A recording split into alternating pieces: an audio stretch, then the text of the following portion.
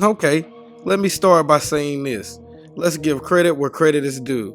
The College Football Playoff Ranking Committee, yes, the same group that often feels like they're throwing darts at a wall, actually got the 12-team playoff field right. And not just right, impressively so. The boldest and most surprising choice was including SMU over Alabama, in which I felt they had to do that. That's the kind of decision making that we dream about, rewarding the teams who played their hearts out and earned it over the, usual suspects living off their past reputations. For once, the committee valued this season over the every season. That's a bravo. That was dope to see. I left the playoff ranking show with only one gripe, but before I get into that gripe, I have to first tell you my story on why I'm scared to death with my boys in Notre Dame sitting at that number 7 seed matched up against Indiana. And no, I'm not afraid of Indiana. I'm afraid of what AI predicted about Indiana. Let's just say AI is the devil, bruh, but let me break it down. So the other day, I'm sitting here searching the web, doing what I do on YouTube. I come across Colin Coward. Him and Joel Klatt are sitting there talking college football. And Joel Klatt says this. Look at this playoff, and I think that there could be some real chaos. I think there could be some real chaos. I think that there's going to be a couple of first-round matchups. Yep. Pending the way that this weekend goes. Think about this. If Oregon beats Penn State, they fall probably behind Georgia and Ohio State. If Texas beats Georgia, they probably sit in there right there.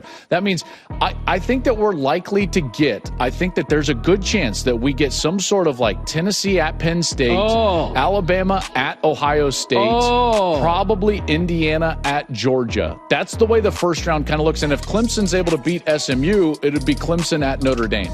I believe that's going to be the first round of the college football playoffs. I'm glad we...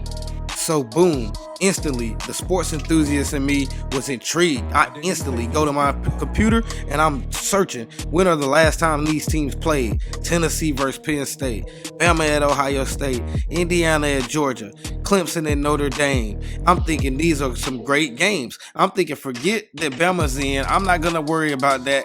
These matchups still sound like great matchups. So I'm looking vigorously. I see the Tennessee-Penn State matchups happen before. I see Bama, of course. Bama and Ohio State has played in the college football playoffs here recently. I know they've played plenty of times. I get to Indiana and Georgia, and I get this. And I'm sitting here looking like, what? So the first one is obviously a basketball score when I go and look at it, but the second one blew my mind when it says Indiana and Georgia played in the second round of the college football playoffs. How did they do that if the first round hadn't been played yet? Mind you, this search is done on December 6th, December 5th, around that time. So I'm sitting here mind boggled like, I'm gonna just put this to the side. Maybe this means something, maybe it doesn't. Do I do a video on AI predicting the future? I don't know. But then when it comes out that my Notre Dame Fighting Irish falls all the way to number 7, and we're now playing the number 10 Indiana Hoosiers, and they've already told me from AI that Indiana is going to play Georgia in the second round, are they predicting that my Notre Dame Fighting Irish is going to lose in the first round to Indiana? No, I'm not going for it. So that led me to making this video. This is crazy. What do you guys think? Again, I'm calling AI the devil. We're not just taking this and we're just going to roll over with it.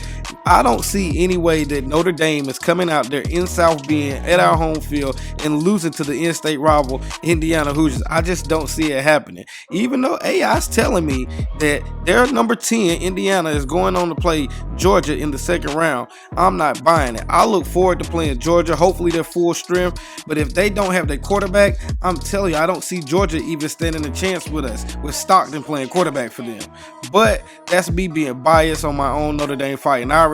But let's get back into my only gripe about the playoff committee ranking system. Now on to my minor gripe. And when I say minor, I mean the thing that kept me up literally all last night. That's Notre Dame dropping from number 4 to number 7. Like, really? From a bye week and a top 4 finish to hosting a first round game feels like a punishment wrapped in playoff privilege.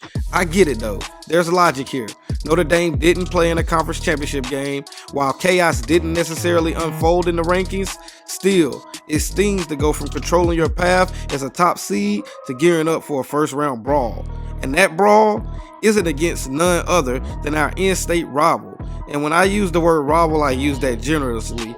the Indiana Hoosiers. On paper, this matchup is tailor-made for entertainment. You've got two completely different styles of football, two fan bases who can't agree on anything, and a history that's hilariously lopsided. Notre Dame leads an all-time series by a ridiculous margin, trust me, including winning the last 6 matchups. Let's not forget that the last time these two teams met was all the way back in 1991. All the happiest of New Year's as 1991 arrives in 10 seconds. Happy New Year! Gas was cheap, mullets were in, and Lou Holtz was prowling the sidelines, and Indiana was just happy to be on the same field as the Irish. But this isn't 1991 anymore. Indiana's scrappy, unpredictable, and brimming with the underdog energy, and they love nothing more than to knock off a big brother they haven't seen in decades. Still, let's be real, this is Notre Dame we're talking about. We're built for moments like this. A home game in December under the South Bend lights, that's where legends are made. So yes, the committee got it right. The field is fair, balanced, and rewarded the teams that earned the spots. SMU and Alabama is a statement of progress, and the 12-team format is a win for college football. My only issue is purely selfish. Notre Dame deserved better than a 7 seed, but if this is the path we're given, let's embrace it. Indiana, welcome to the big stage. Just don't expect to stay long. Go Irish.